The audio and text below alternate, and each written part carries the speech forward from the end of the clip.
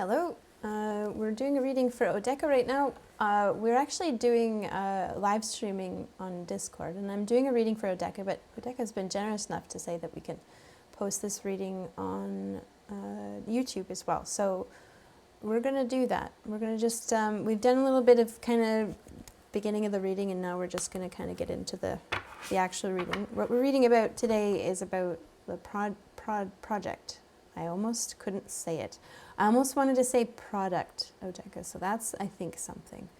So anyway, just like all the readings on the Twitch streams, if you resonate with 0DDECKA's reading, I feel like it makes plenty of sense, and you're welcome to take messages as you do. Product. A project is a product. Right, that's what Zal says, a project is a product. Like the difference between there being a project and a product.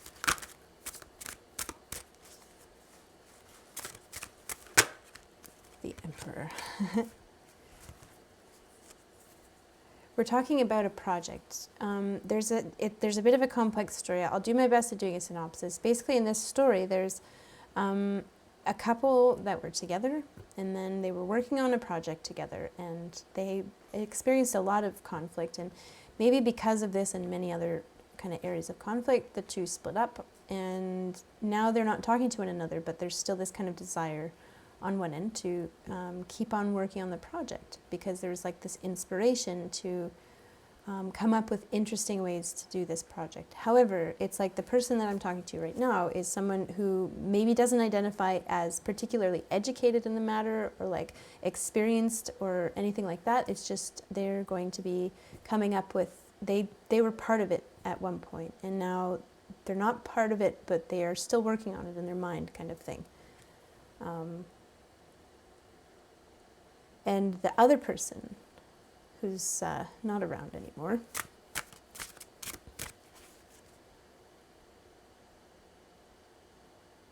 could, alleged flame and twin. I'm going to say flame and twin because I feel like we've already established that prime candidate, anyway, as a flame and twin. And we've got like a, they're maybe a little bit more experienced in this thing. It's kind of in their area of expertise or something.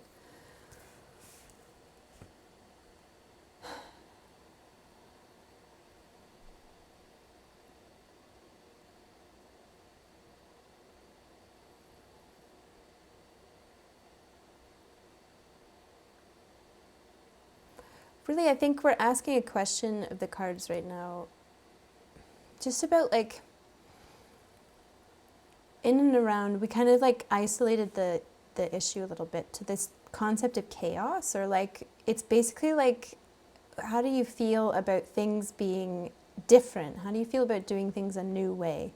And we had the energy and the upright of this flame and twin who kind of like didn't exactly take too well to the idea of doing things differently, and that they knew best, and that's basically it. And if I was going to say something more about that chaos idea, is there's control here, and control sometimes is seen as the opposite of chaos, and that's actually a better way of putting it than I just put it before we started recording, so let's put it that way. Sometimes people see chaos as having an opposite called control. And sometimes people see chaos as having an opposite called order. Sometimes people equate chaos to disorder, and that is a leap one step too far. That if we try to turn that into, like, you know, basically chaos is chaos. There's order and there's disorder. Those two belong together.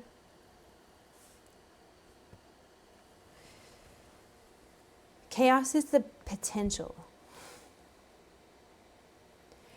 I see this so many times in a lot of things that I watch on like YouTube. Like people send me videos all the time, and then I see them scrolling around like just kind of like people talking about these concepts. And I saw one not too long ago about entropy, and it just struck me as like, wait a minute, there's something seriously up with this one. It's not quite, it's jumping a step, and I could barely keep track of it. Like there's just this subtle little moment where people tend to shift into a very rigid way of thinking.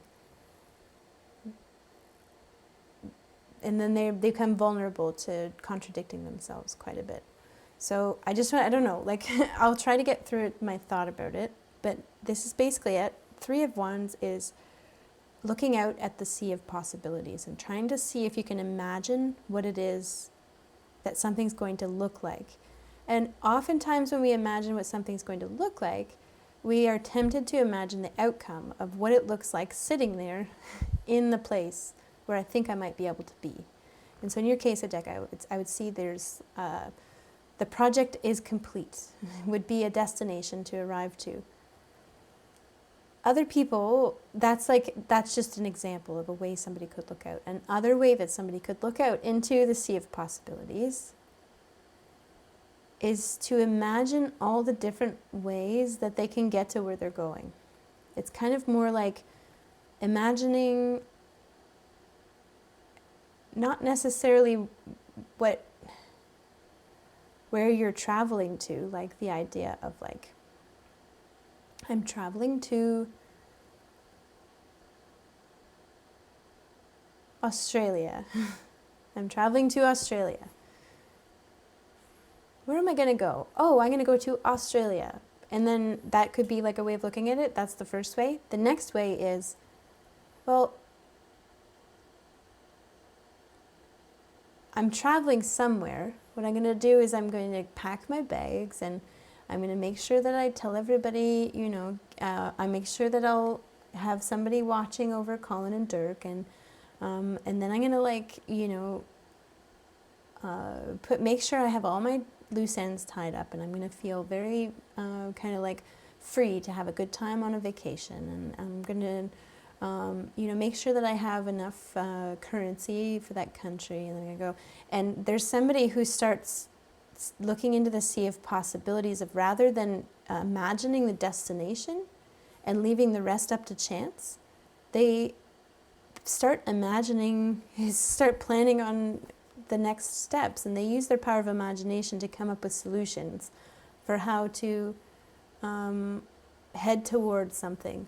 Like, it's kind of, the destination is almost not even, like, by the time you get there, you've already had the experience of traveling, and it's like amazing already.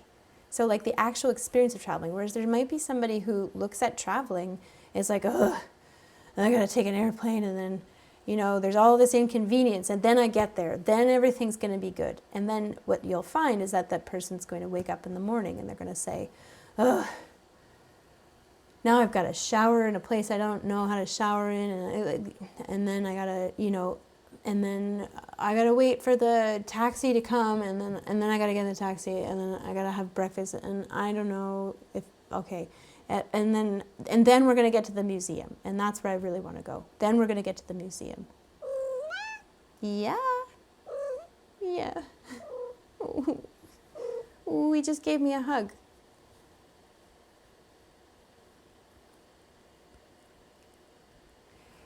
So it's an energy that, or an idea, I guess.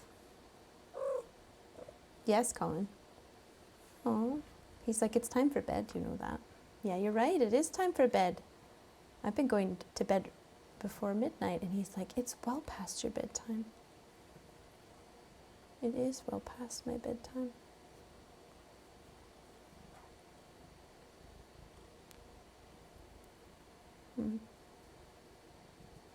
We're getting an interruption. Colin is basically taking control of this reading. This is what's happening. He's probably downstairs to get some wood. Yeah. Oh, Colin is giving you a kiss. Look at that. Oh. Me, I'm up, it's okay. Colin's just giving me a hard time because he's used to going to bed earlier. But now we're good. Did he I think we gotta do a bit of that. Oh no. No. No, the camera's all strange. Well, the cards are gonna be off-centered and stuff like that. Oh my goodness. Maybe they've been that way all night. That's okay, Colin. I'm all right with that. Right? Okay, how about you get down and I finish the reading? The sooner I do the reading, you know. I don't know if that's the truth. It's a difference between somebody who focuses on process and somebody who focuses on product. There's a project and there's a product. There's a project, and when somebody focuses on how they feel while they're working on something, they tend to have a better quality experience all around, and the product actually ends up being better. Companies everywhere around the world are figuring this out, that when the employees of their company have a better experience as they're working on something, the product is better, way better. This is like the Google philosophy, right? It's like all these places that are realizing that if you just take care of people and make sure they're comfortable, they'll do really great work. So along that kind of same mentality, it's going to be sometimes how you treat yourself. If you see yourself as somebody who needs to get better at something, and you focus on the destination of I need to be better at that thing, then you'll maybe not have such a great time getting to that place of being better. You might get there. You might end up, being able to say, I learned a lot of things, and here I am, someone who knows more than I used to know. But the process of learning that wouldn't be as pleasant. And if you're saying, instead of saying, I need to be better at this, or I want to be better, and kind of focus on that in your dream, is I want to be better than I am right now at something. Just take away the better part. I say this a lot, just kind of clean away that I need to be better part, and just start learning. And make it I think this is what we're saying about you, Decka, is that you're somebody who's dreaming more along the lines of I have to start learning. I want to start learning. I want to learn more. I want to be somebody who's interested in learning as I go. And as long as I'm someone who is learning, I can just kind of know in the background that I'm always becoming more and more knowledgeable on that topic. So I don't need to have that extra goal of being someone who knows more. It's not even about that. It's about the feeling I have when I feel good about myself as I'm learning. Not, I'm going to feel better about myself after I've learned this thing. And it's kind of like an unnecessary step to have this final destination. And actually it can be counterproductive, because when we have the final destination in mind, we tend to kind of we ignore almost the idea that we have right here to start. So how about this for an idea? In the context of learning, and once I learn this, I'm going to be more knowledgeable. We look at the destination of more knowledgeable. Now, how much sense does it make? And here's the contradiction that comes when somebody... I'll explain how it is, but when somebody mislabels chaos as disorder, where chaos is not the opposite of order. That's not it. Disorder is the opposite of order. Chaos is different. It's more like the general state of things.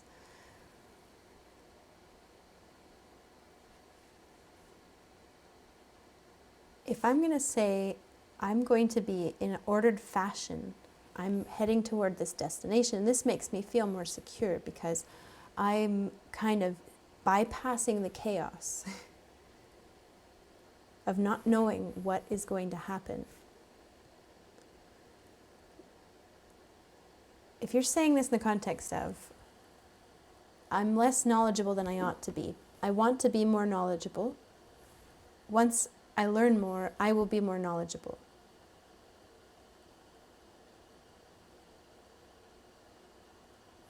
You're identifying what knowledgeable looks like from a place admitting that you don't know what it looks like. It's a walking contradiction. Somebody like who is constantly goal-oriented, I know goals are wonderful, and we do have to do this, but we have to admit when we're goal-oriented that we're a walking contradiction. Because how can we know what something's going to look like before we get there? How can we know what something's going to feel like? How can we know what something is supposed to be like? The only way to have an accurate experience in goal setting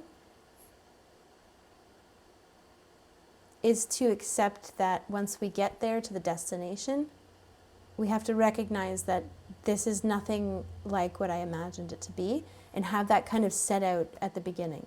Like, basically, we're compensating for our ego, because this is an egotistical thing to do, to believe that we're bypassing chaos in order, if we set goals. We're not bypassing chaos, we're just not allowing ourselves to perceive the importance of the chaos. We still have to go through the chaos to get to the destination when we set goals. It's an illusion that we create when we set goals to go somewhere here. This Three of Wands is the perfect card for that. I'm so glad it was there. To be a walking contradiction requires a certain level of maturity. Because if you're going to contradict yourself on purpose in order to make something happen faster or more efficiently,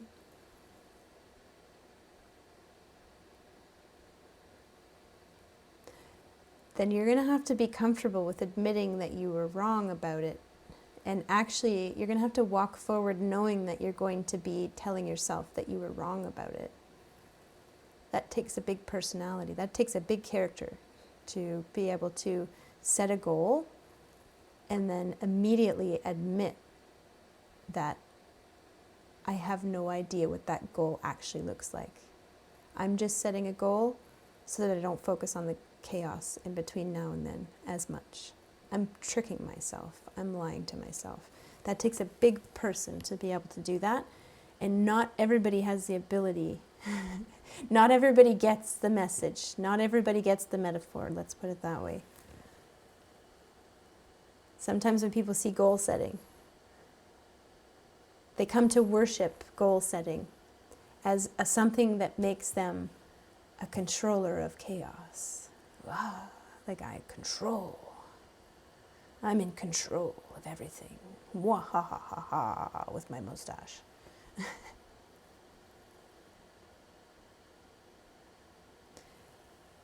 Nobody's controlling chaos.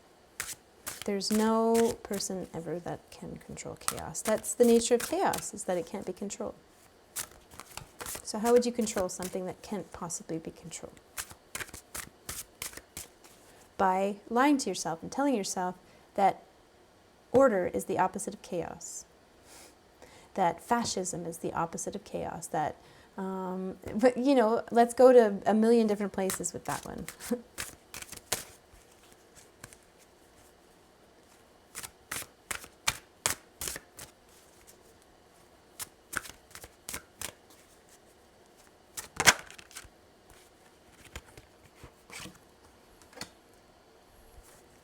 The Hermit.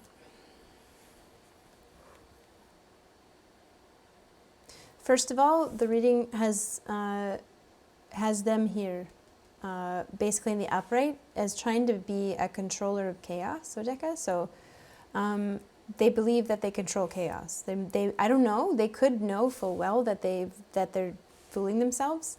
But if you've also noticed that they're not too keen on questioning themselves, or admitting that they were wrong, or these kinds of things, that if you notice they have trouble with those things as well, then chances are we're dealing with somebody who didn't get the metaphor. You know what I mean? We're dealing with somebody who didn't understand their own metaphor.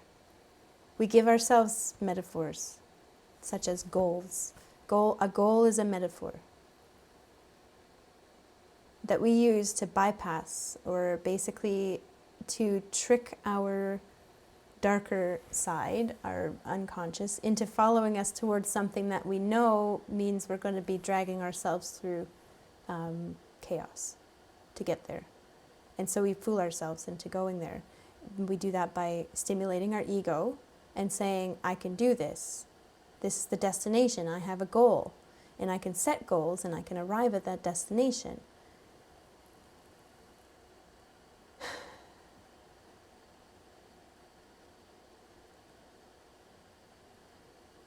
And then some people, when they say those things to themselves, they forget that that was a metaphor.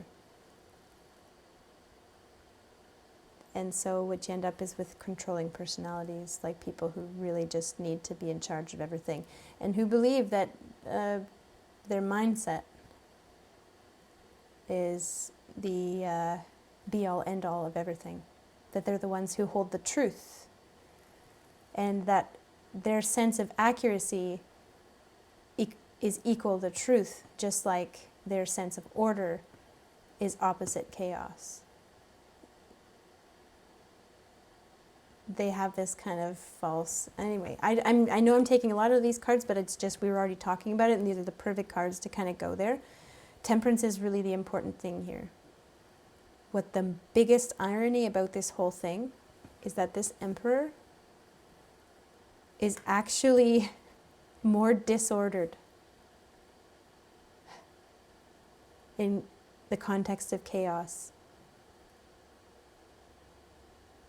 because it's actually less accurate, and they're getting like there's this trick, right? When somebody is feeling uncomfortable, they get this automatic understanding that their credence of beliefs is inaccurate. And that's basically what our brains do. And they will adjust what is the truth. They will adjust what they say they know is the truth to match their credence of belief, rather than going a scientific way to get to the truth, rather than going to some form of... It's like kind of like you've got to go to something that has authority over your rationality. Like it's something that... It's not just you figuring out the truth, there's other evidence, evidence-based truth.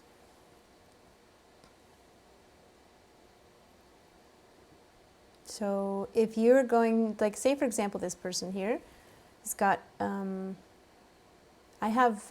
this person's going to say something like, I set a goal. I'm just going to keep it in this, 0DDECKA, because I feel like this is what it's surrounding. It's surrounding goal setting.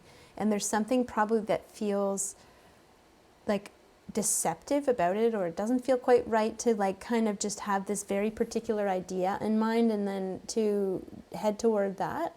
It just feels like you're missing out on a whole lot of wonderful stuff that could happen in between these two things. So let's go over this. When somebody has a goal, what they might have is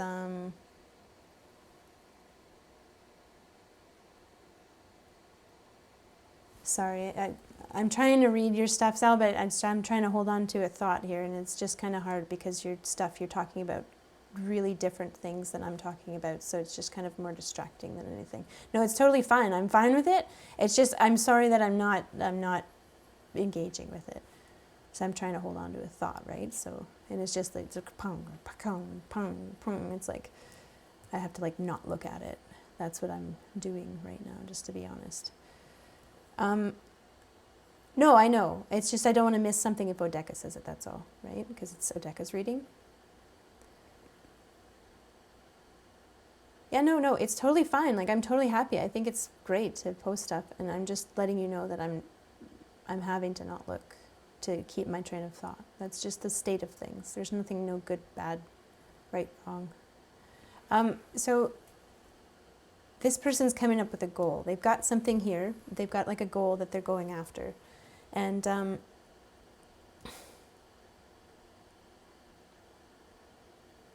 let's call this your flaming twin, okay? And when it comes to this project, they might have like this idea of the way it should go, the way it needs to be. If they get to a place partway through let's just put them in this position, right? And they're like you, and they've decided to skip over the chaos by just going straight for the goal. They know exactly what to do. And as they're not paying attention to the fact that they're on their way to somewhere that they don't know what it's going to look like, as they're not being aware that that's what's happening the whole time because they've tricked themselves, for the sake of getting something done, and they're about to land at this place here, if they're in this middle area where there's chaos, and their eyes open up a little bit and they become aware of chaos in this moment, they are not going to believe for 1 second that they've caused, or they're, first of all, chaos is just the natural state of things in between here and there. That's basically just nature, right? And when they perceive chaos between here and there,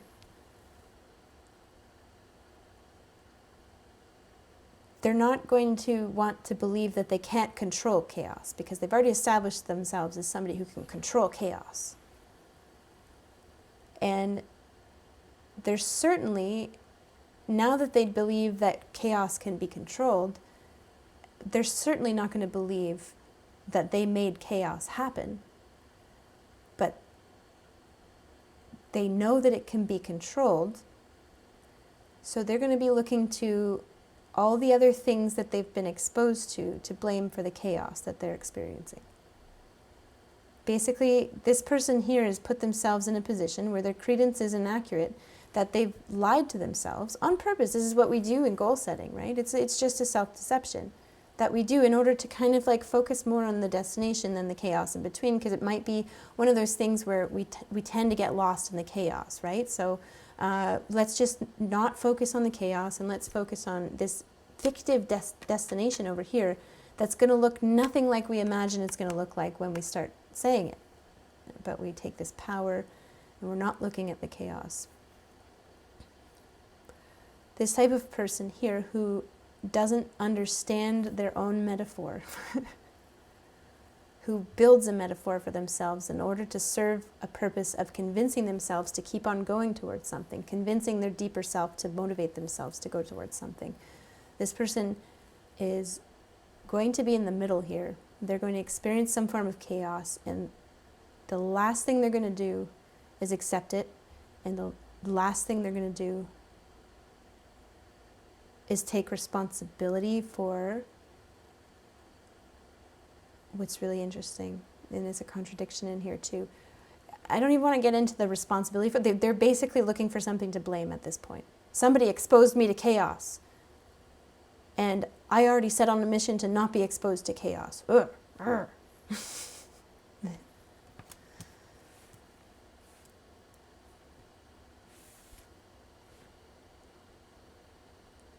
I hope I'm explaining that okay. And who are they going to blame? Probably whoever's nearby, right? When do they notice the chaos? Maybe when you mention something like, hey, what if we did it this way instead? Yeah, 9 of Cups.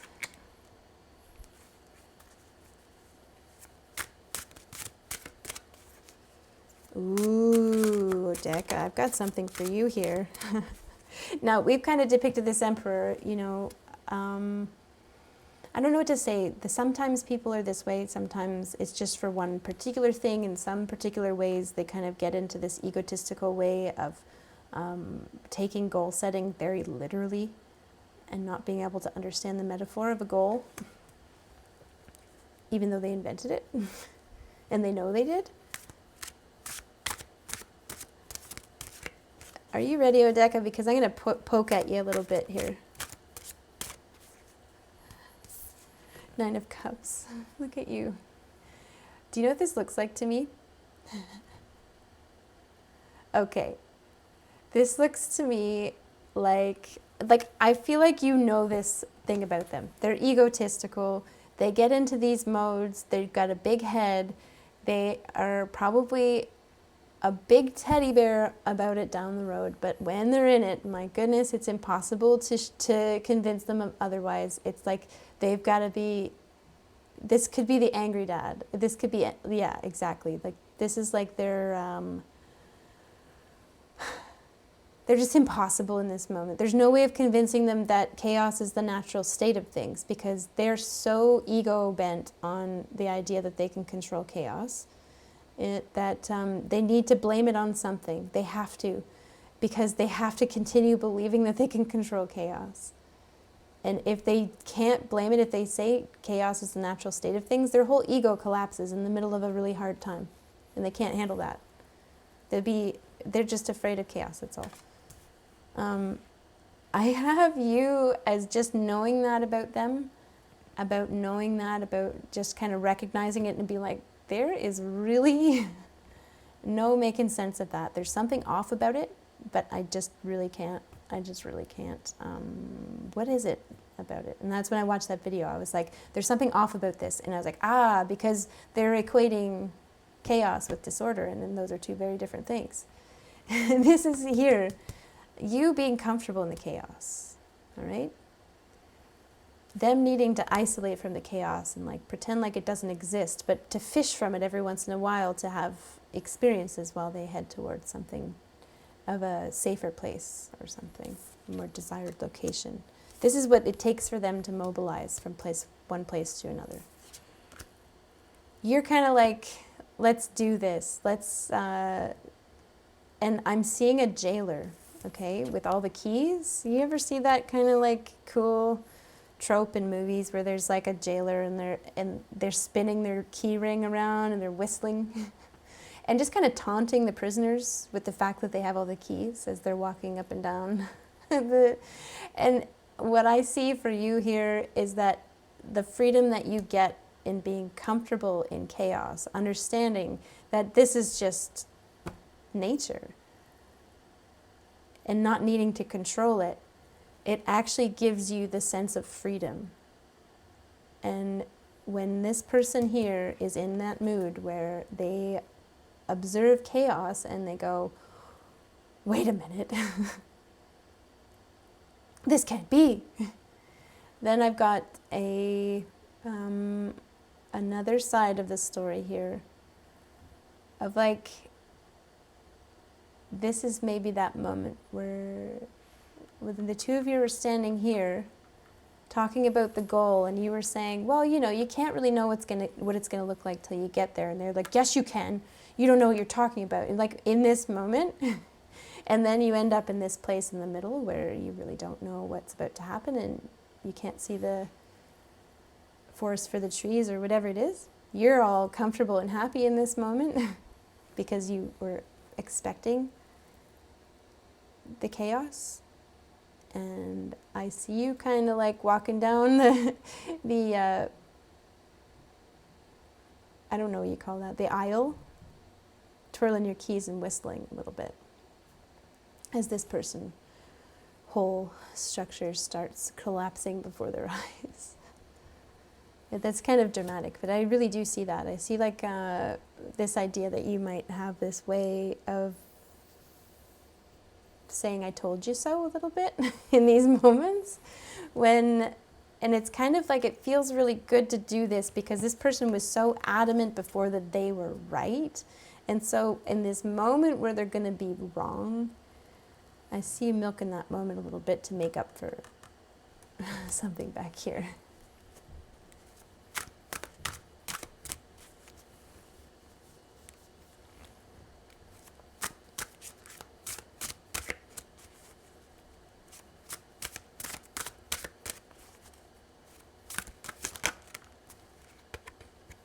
Ace of Pentacles. Oh, Decca just does a smiley face and a little bit of laughing there. Right. Right. And I don't blame you, right? Like this is kind of, I don't blame you. No, but there's no need to blame anybody for anything. Except they have a reason to blame people for things.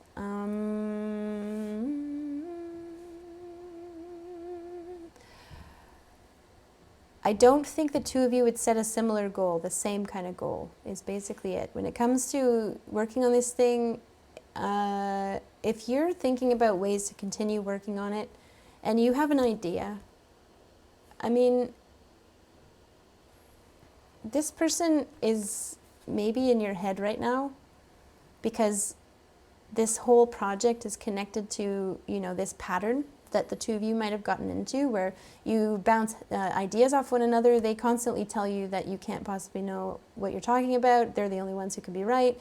Then you get to this point here where they end up being a little bit wrong. You have your little laugh that kind of feels a little bit like it compensates for this abuse or whatever this is over here. And then you never end up getting the destination because there's so much animosity by the time, like, they end up resenting you for, you know, making fun of them a little bit, and you end up basically, I don't know, I feel like it goes kind of into a dark place because I feel like now where you are, it's, while the two of you are apart, it seems to me like they're still here telling you that your ideas are wrong. And it's kind of like this project is attached to them putting you through this kind of criticism whenever you have an idea. Whenever. I don't say every time. You probably had things, they probably had a few things that they would kind of defer to you for, like just to give themselves a break. They might have said you're really good at one or two different things, like, or three or four. Like, you might have been really good at reading the directions on a map. Oh, you're so good at that. You can always be the navigator whenever we drive anywhere, something like that. They might say that to you about like one or two things. They have these little pet things that they allow you to be good at. Other than that, like, 0DDECKA, this is egotism right here, and it goes straight bordered down into that thing we were talking about before of somebody who doesn't understand a metaphor. We don't really want to diagnose anybody with anything, but there are all kinds of words for people who don't understand how to process metaphors. And if they give you these few little things that you're allowed to be good at, and then otherwise, it's basically, this is intimidation and fear to prevent you from ever being more in control of the chaos than they are. They can't handle the chaos. For some reason, they never learned how to. They never learned how to define the chaos. They learned how to define the chaos in an inaccurate way. And so what they do is they believe that they're telling the truth at this point. And then what happens with credence, right? If it's a truth and you believe it, then you have a sense of accuracy. If it's the truth and you don't believe it, then you have a sense of inaccuracy. And so they believe they're telling the truth when it's actually false. And so they believe their own truth. And then they end up with this symptom of inaccuracy. This can't be right. This symptom of inaccuracy must not be from my own beliefs. It must be from what you just said, 0DDECKA. Because what happens is if this is a lie and you believe a lie, you have a sense of inaccuracy. When somebody's living a lie, somebody who's holding themselves up to be in control of things that they're not in control of. I think I need to reiterate that we all do this. It's a metaphor that we use to skip over focusing on the chaos so that we can keep our eyes set on remembering where we're going, you know? Because the chaos can be distracting. Just like what I was saying with Zal there. Like, it was a bit chaotic, it was a bit distracting to me. I kind of had to like put my eyes here. And I made a little bit of a self-deception there that there wasn't stuff going on over there that I should look at. And then I started to feel a little bit bad. I was like, you know what, I'm kind of like, Zal's giving all this lovely, like really cool information and I want to read it, but I can't read it right now because if I do, then I'm going to lose the train of thought in the reading. And so I had this kind of, I remember that I'm deceiving myself, right? Like that, okay, this doesn't exist up there. It doesn't exist right now. I'm just going to focus on what I'm doing. And everything else is out. I know that it's not true the whole time. that I'm focused down here. And at a certain point, the chaos can kind of pull me back in again. I don't blame the chaos for that. I blame nothing for that. That's the natural state of things, is that stuff existing. And me having this here, focus, this desire to focus on one thing, this takes me some extra energy. So first of all, I can get tired and I can lose my willpower to train to not kind of open up to the chaos of things I can't control or don't want to control. And then there's also this second thing here, is that I have a certain moral compass to how far I'm willing to let myself believe that other people don't exist. And other people and their feelings and how I treat them, that when I make that disappear so that I can focus here, I don't ever want someone to feel like I made them disappear. I don't ever want someone to feel like I have this morality about this, where I don't want to give them the impression that this is about them. And I want to kind of, sometimes when I have my doubts and I think, wait, I might have just kind of been kind of cold there. I might have not explained where I was going. So, I'm going to just bop back in over here. And I do this thing like, listen, Sally, I really appreciate what you're putting up there. At the same time, I need to focus on this. And my experience of it so far, it was just a bit distracting for me and I needed to focus. Some people, when they decide to make things disappear, they actually believe that they made it disappear.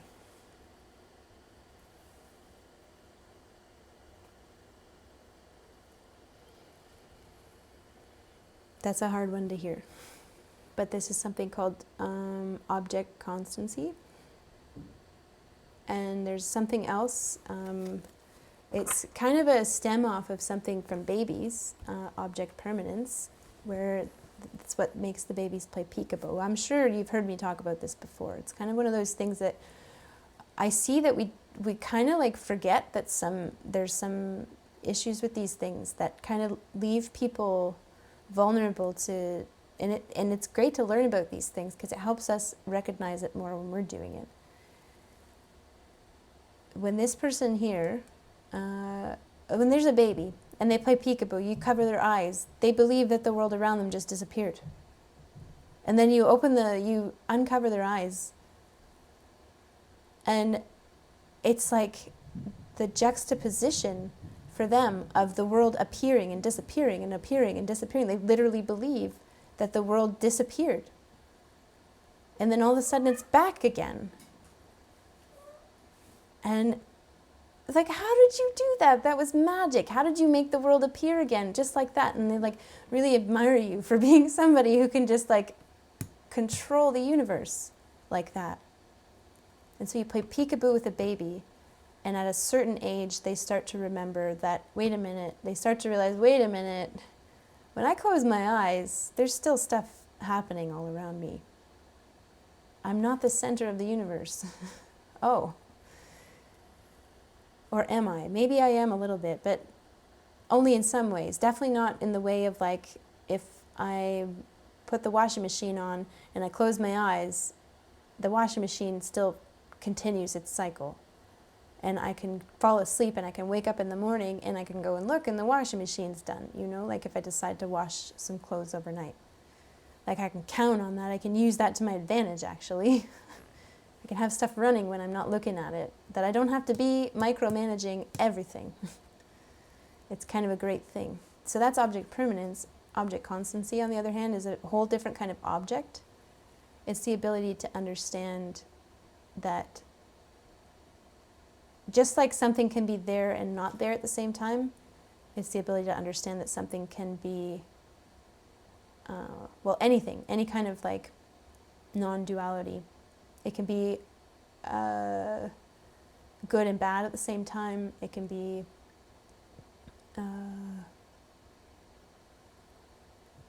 there and not there. It can be both a good idea and a bad idea at the same time.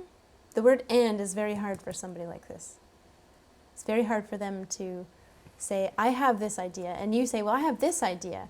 It's very hard for someone like this to make sense of that. That there's two people with differing ideas. This is where it needs to be decided, because this is a problem for them.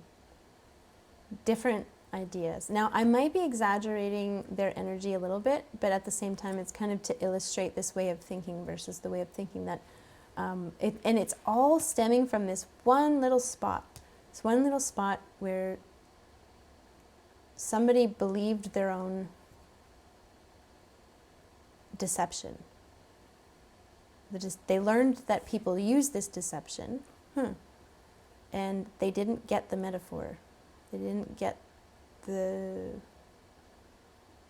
idea that they're projecting something into the future, not to be a god and control the universe, but to be a god and to control your own focus. Not to be a god and control all the people around you. To be a god and control your own morality as you go about doing this self-deception in order to reach a goal. This is where you see somebody doing the most cruel stuff. I'm not going to say this person was cruel to you all the time. You'll see them doing stuff and you go like, do you have a moral compass? Like, are you in it? Like, have you ever met somebody like this? And the stuff that they're willing to do in here to maintain their sense of control over chaos is, I'm going to say the shit they're willing to pull. You know, I just hearing that.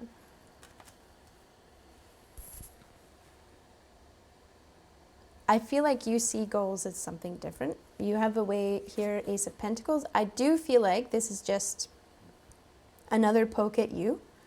So you might have learned to have fun in this moment because you probably would have rather had fun in this moment than be crying all the time.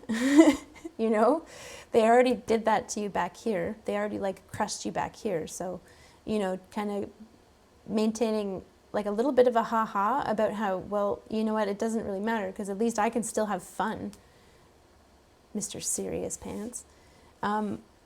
So what I do see here is that, now this is Ace of Pentacles, your vision on the project, which is a goal, which don't forget is a metaphor. Don't ever forget it's a metaphor, and you won't because you've got a moral compass and I feel like you don't maybe struggle with the same things as this person does. And just remember that we had that reading kind of in betweener where it was like, you know, what would it be like to live like this?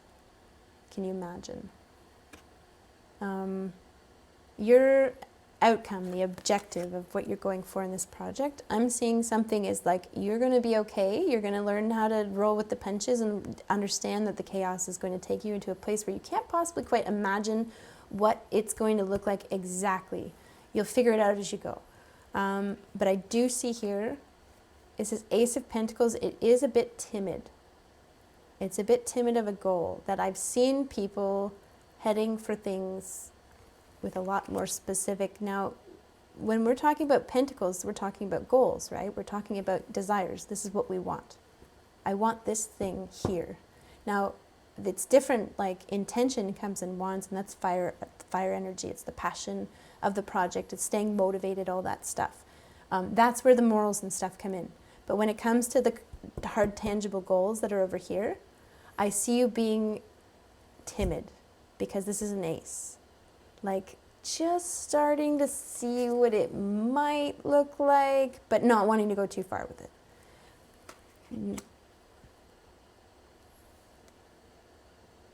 The suits have 10. There are 10 numbers to go through.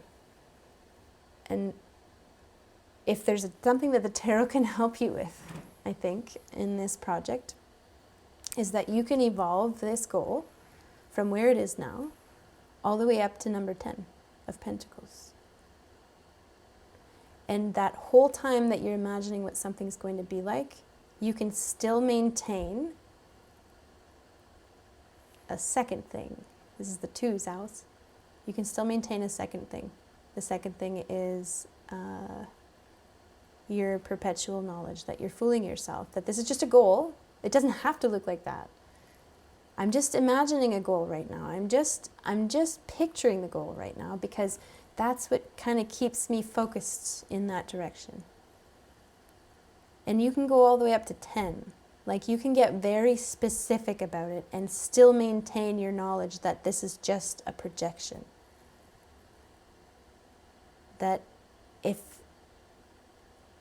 you can kind of like, there's maybe a little something of freewheeling in here about this person might have discouraged you from evolving your goals and the way that they try to dominate everything. And they may have affected you in such a way where you dream small. And that's when they say dream big, like, dream wisely, dream, whatever it is, the word that's in there. Again, this person misunderstands dream wisely. This person hears dream wisely and they're like, yes, I'm going to dream and I'm going to control the universe. Like, that's what they say. Or that's what they believe, that they can literally go to sleep and dream up the literal experience exactly of what they're about to experience. And you know what? They might just do that because the only thing they could possibly dream up is something that they already know, right? And so if they wake up the next day being in the same state that they already know they were in yesterday, then it's kind of self-reinforcing. They can believe that they did it. I did it. I dreamt that I would be exactly the same as I was yesterday. And here I am, exactly the same as I was yesterday. How about that? That must mean I'm in control. So many hoops get jumped through to do this kind of thing. Now here, I see you kind of, so it's kind of like we misunderstand when we're exposed to this kind of energy. We get afraid of dreaming big because we assume that this big ego of let me rephrase that, this big asshole of an ego, we assume that this ego is a result of big dreams. And it's not. It's a result of not being able to hold on to two things at once. The dream and the knowledge that there's so much that I don't know and that my dream is inaccurate. Because if we are going to have a sense of credence and belief as we move through toward a goal, we have to be able to hold our accuracy. And if you're going to have an accurate sense of self, a sense of beliefs as you move forward through here, and you understand that this is a lie, technically, it's a deception, so this is a lie, this is what enables you to not get stuck in the belief that this is the only way it can look like. Because if you believe in a lie, you're going to have an inaccurate credence. It's going to give you a bad feeling to get too attached. And if you don't believe in a lie, then you're going to have an accurate sense of direction. I struggle with not believing I deserve it, I see. Okay, so not believing you deserve it. So here's the...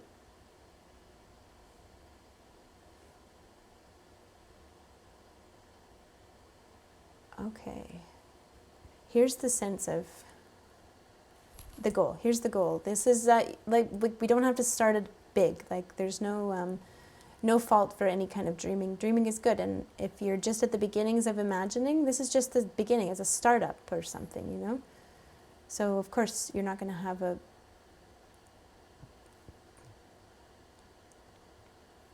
You'll be getting more detailed as you dream more and more about this thing. That makes a lot of sense to me. If you're here, even with what you have now,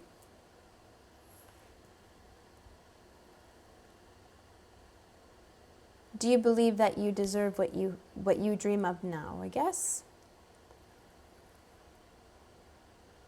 Maybe let's locate that belief somewhere. It feels off to me. It does, 0DDECKA. It feels off to talk about it that way. That this is actually feeling like you don't deserve it. I feel like that's a front for something. I'm just going to be honest. mean, I guess even knowing what I deserve or not is trying to control something. You got it. There you go. Yes, exactly. Thank you for steering me back on track there. Exactly. What do you deserve? What do you don't deserve? I deserve it. What is that? It's a deception. We don't know that. I mean, you do. I do. I know you deserve it. I believe in that. That's my belief system right there. I want you to feel like you deserve it. I want everybody in the world to feel like they deserve it. I do. Oh, this guy, sometimes I don't want him to feel like he deserves it because he takes that and he does all kinds of terrible things with it. But if I am going to be honest, I have no way of restricting anybody from deserving anything. I believe that everyone deserves to dream up their goals and to deceive themselves as they wish, right? But yeah, what inherently, if we think about it, what inherently tells you that you deserve to have this thing? Just basically the absence of something telling you that you don't deserve it is more it. That's the proof. There's nothing saying you don't, so it's fair to assume that you do. It's where is it that you go to?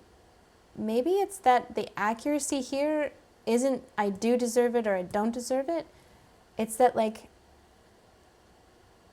I do and I don't in a way. Because when we're grateful, it's almost like we feel like sometimes like I really don't deserve this. Like, you know, when success is bigger than we imagined it to be, we feel like we didn't deserve it. It's like, wow, this was like way more than I thought I've worked for. Like, you know, this is unreal.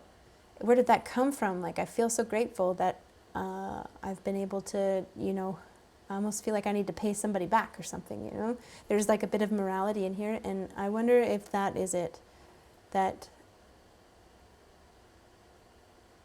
it wouldn't be so much that you, let me get a card for that. I'm kind of disconnecting. I can feel when I'm disconnecting from the metaphor. Can you feel that ever? Two of Swords. Exactly. The perfect card comes up.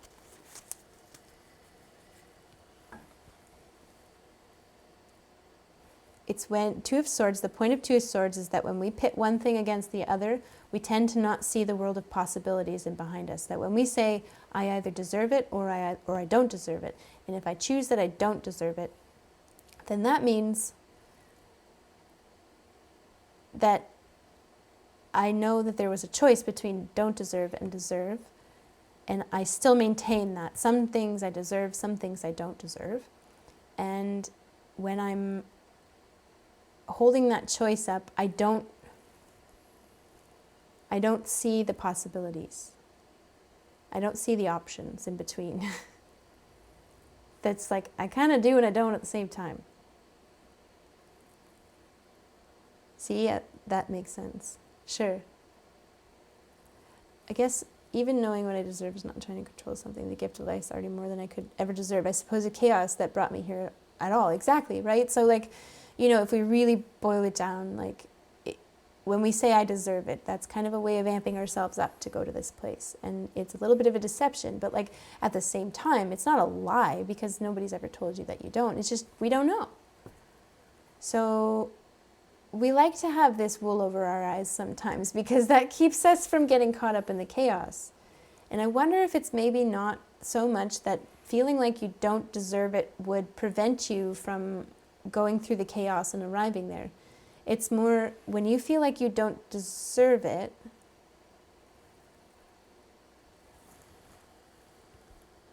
you're not putting yourself in a position where you can see the opportunities in the chaos. When you feel like you do deserve it,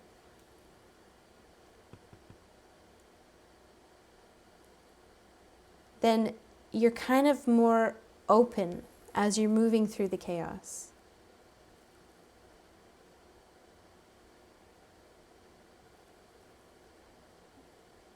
It's kind of like it takes a lot of energy to hold on to this thought, I don't deserve it.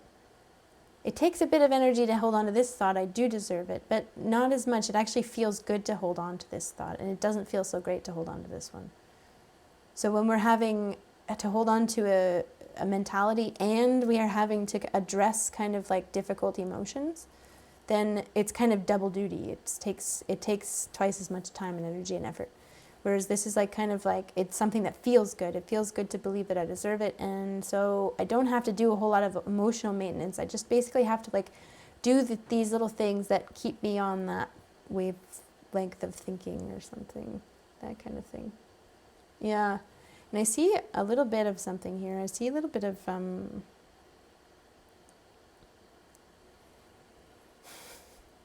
roots. It's so interesting that Zal posted that thing, that roots, weird growing roots thing. I just want to give you a bit of a warning, okay? We have this emperor here, and check out the similarity of these roots growing out and these roots growing out. I feel like there's just obviously, you know, coincidence between images, but I'm going to take it as something to express something that soon enough, like when we try to cover up our ability to dream and basically move through chaos, and our ability to kind of like imagine how it is that we're moving through the chaos rather than focusing totally on the goal, and our ability to kind of like, you know, try not to focus too much on the chaos so that we can focus on the goal. We do this, and as we do this more and more, sometimes our self-deception, we can start to believe it more and more, and it can start to grow roots. And so this is a bit of a warning. And for some reason it's suggested in this card that whether you feel like you deserve it or you don't, that hard set belief of I deserve it or I don't deserve it looks like it's growing roots. And soon enough, when we have our roots planted in self-deception, we're going to have to start making some adjustments so that we feel accurate, like we feel like we have an accurate sense of, like an accurate belief system. When we forget that we're deceiving ourselves, that's when we start making these compensations, I think, is what we're getting here. What can we have instead of the Ace of Pentacles, I guess? Or how do we grow that Ace of Pentacles in your project? You deserve it. You don't deserve it at the same time. And you don't have to choose one or the other. There's no pressure. You don't have to convince yourself. Actually, the idea is to not fully convince yourself of it. The idea is to be aware that you're using it as a tool to motivate yourself to keep going. You don't have to believe it. That's a fun one. I think that takes the pressure off a little bit. And I've got Two of Pentacles. Look at that. Next step. Seven of Cups, confusion. I see you kind of doing a little bit of ratio work here. I see you doing this thing where, see your Nine of Cups here, and it kind of like almost making fun of the process of being in the chaos, not really taking it too seriously, and taking a lot of joy out of the process, which is great. I see you kind of moving, almost like going from 9 to 1 in terms of how much joy. Like, I don't think there's less joy to be taken in an Ace of Cups. Just like there's not less of a goal to be taken out of an Ace of Pentacles. It's just more toward the beginnings of. And so when we're heading toward the beginning of something, or we're heading toward new starts in things, it's really good to be emotionally matched with where we are. So it looks like you were at like a 9 and an Ace, right? Which is kind of like a mismatch. To have this much kind of like freedom of movement through the chaos and not really much of a direction of where you're going, it kind of is spelling out some kind of, soon enough you're not going to really know where you're headed. You'll lose sight of the goal. And this is kind of one of those things that'll circle back maybe to feeling like I'm losing sight. And we start to identify with somebody who doesn't really have a good handle on things, and then that can bop us out of that I deserve it thing and all that. So I have you moving into more like, it's kind of approaching the energies together. It's confusing for you, I see, and I actually see you're already doing this. You're already kind of taking it a bit more seriously, trying to balance out what it might look like. And I see when you imagine what it would be like to do this on your own, or the idea that they're currently doing this on their own. I feel like there's a bit of a, this is Seven of Cups. It's kind of like not really having an idea of how to process that or feel it. It certainly doesn't feel like something you want to feel.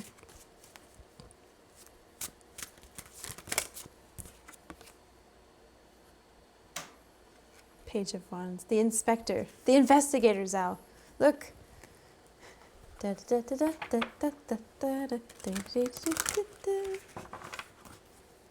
Hop around a lot, yeah. Yeah, I don't think we're getting like pull up your bootstraps or anything like that. We're not getting that kind of, I still miss him a lot. Yeah.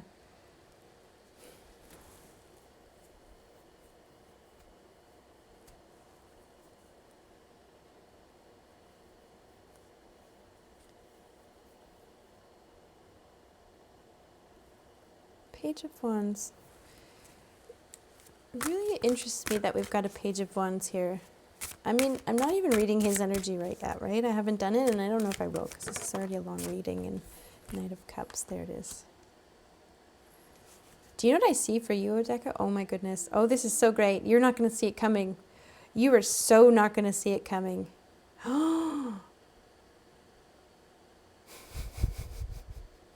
Seven of Cups is chaos. Seven of Cups is chaos. So I'm starting to realize this. You kind of slipping into a little bit more of a chaotic kind of understanding of what it is to be in the chaos. Isn't that interesting? That actually when we're too sure of ourselves in the chaos, that tends to backfire too, doesn't it? When we get too cocky, I guess this is called, or like, you know, like, I don't even care. What happens to me? I'm fine. And then, you know, the universe has this really fun way of like, oh, you're fine, are you? Okay, how about this one? And then they'll like, I don't know what, this is like a natural disaster, or like, you know, like there'll be some kind of major event that just makes you question whether or not you can actually feel comfortable in the chaos anymore. So I think the universe just has a way of doing that naturally. I don't think you're actually going to be taking less joy or pleasure out of the ride. I just feel like there have been some events that have happened over the past few years probably that have kind of humbled your willingness to flow freely in the chaotic energy. A pandemic, right? Yeah, exactly. That there's this kind of like reserved kind of like, yeah, well, I'll figure that out when I get there, you know, like I'm just going to kind of do what I think is best. And this is where we start coming up with morality, because this is kind of depicted Seven of Cups, and the Rider-Waite is like the sins, right? And this is where we get into craving a moral compass, having some kind of set of rules that we go by, just so that we can move through this in a more structured way, that it's not all about me just getting what I want. Because when it's all about getting what I want, it kind of starts to sound a little bit too similar to somebody who always needs to be right. That I always get what I want, I'm always going to be right. And those two things kind of sound too similar. And kind of not wanting to fall into the trap, because that's the thing about not seeing, is when you don't see something, you don't know that it's happening, because you know you're deceiving yourself. And so you already know that you're not going to see yourself slipping into this here, this egotism. So you set yourself up with a set of kind of guidelines to remind you constantly that you're deceiving yourself. And this is like, when you notice somebody doesn't have a moral compass in how they behave when they are challenged in the chaos, that they're willing to do anything, that they're willing to kind of like give up all sense of like who they are, or like they're willing to do some of the most cruel, or some of the most malicious, or some of the most like, they're willing to give up some of the most precious things in exchange for being right. When you notice that you can kind of understand that this is already, it's circling back to the idea that somebody didn't put themselves in a position where they would know that they were deceiving themselves. That these acts of cruelty and maliciousness and, or what I'd say, malevolence, these are symptoms, I guess, of denial and self-deception. You're not seeing this coming. Your moral compass has gotten stronger because of this situation with this person. That's what I'm seeing. I'm seeing that you might have been this Knight of Cups person with them at the time, but it's kind of more now like, yeah, well, let's see what we got here. If I go this way, I can predict that I'm going to have to tell a lie. I'm not going to go in that direction. If I go in this direction, I don't know enough about that stuff. Maybe I can learn about it, but I'm not going to go in that direction until I know enough, because I don't know if it's going to be safe or not. You know, like there's just these kind of, this is where we start getting into, you know, investigative mode. Can I tell you something here? Investigative mode, and I've got this Knight of Cups here. A teacher of integrity. Nice. Yeah, right? That he's, at the very least, giving you a very solid example of what you don't want to be.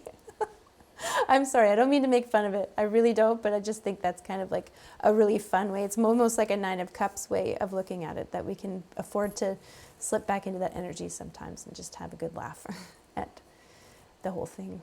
And then I see here the Knight of Cups. What you don't see coming, 0DDECKA.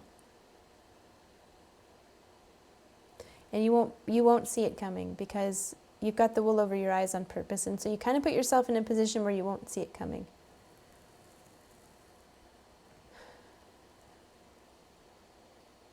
Oh, this is such a lovely thing, and I want to say it so perfectly.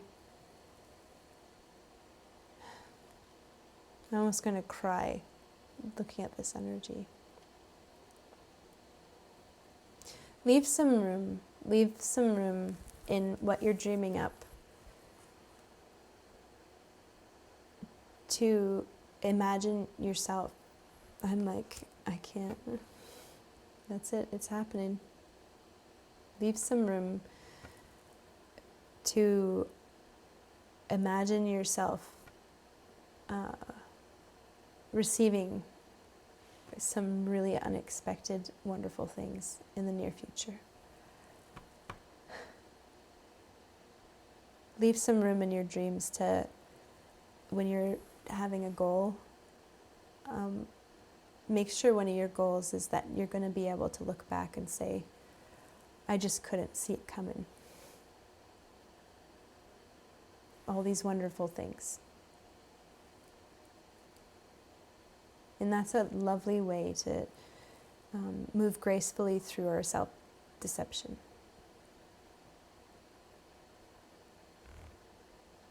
And just as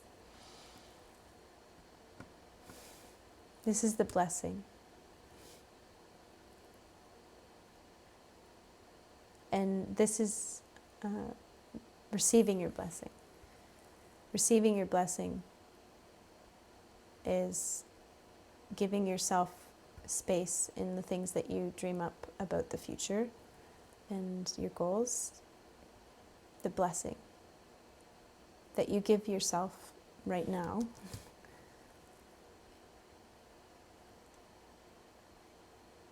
is knowing that good things are coming. They really are. Oh, I'm crying. This is what happens.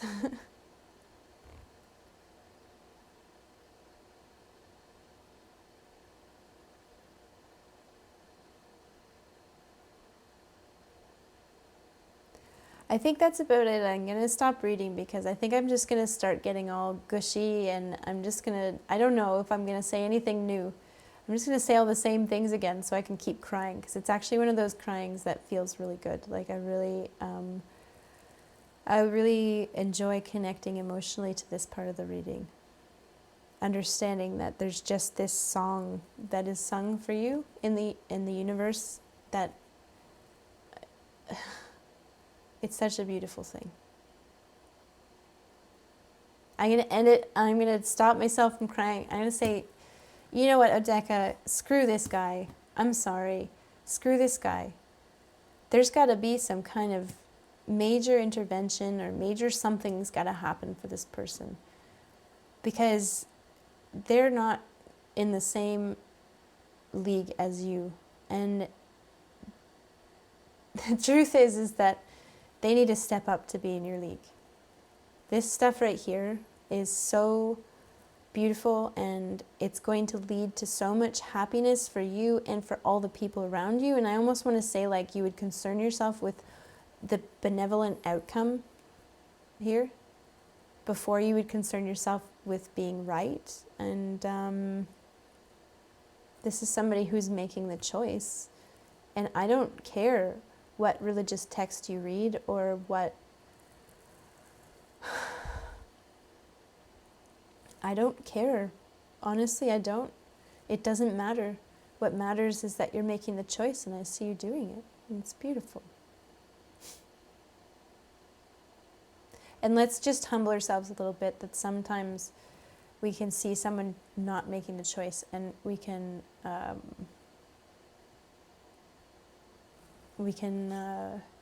of lose sight of the fact that some people can't make the choice. Some people don't have the tools to make the choice. And like we said before, sometimes that's for something that happened when they were like babies, and there's no one back there. So I want to celebrate you in this reading, and I want to say screw this guy, because it's just more like, you know, if you ever thought that this person was too good for you, it's more the other way around. You're the one with the... I mean, but I don't want to put it that way. I just want to kind of like step away from that and use this energy here to tell a story rather than make a judgment. Seems to be the way that things are resonating, and it's kind of irrelevant almost to this side of the story here. Like, it doesn't matter what they do now. They could continue being this way, or they could totally make the choice, you know, one day. And it matters for you and how you feel and stuff, but in terms of all of this stuff that we're talking about, in terms of that project and you making a choice to move through things in this, it's kind of independent of this energy and what it does.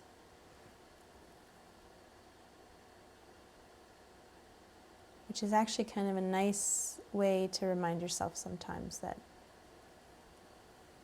you're not in control of certain things. I don't know. There's more to this story, of course, but I can have, you know, I can describe these energies, but I don't want to. I've been on this for so long, and I don't want to keep anybody up later than they want to be up. I want to finish it here, and maybe we'll pick up on a similar topic some other time. Thank you so much, 0DDECKA, for bringing your energy to story, to kind of help me tell this story and help us read about this in the cards. And thank you for anybody on YouTube who's been watching. If you've made it all the way to the end, wow.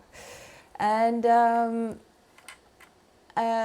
if you have a desire to see any more readings, check out on the channel. There's tons there, and also we stream on Twitch, so check it out. Same, and there's details in the description too about how you might be able to support these kinds of readings, and keep this channel going and doing what it does. All right, thanks so much, everybody, and take care. Much love. Bye.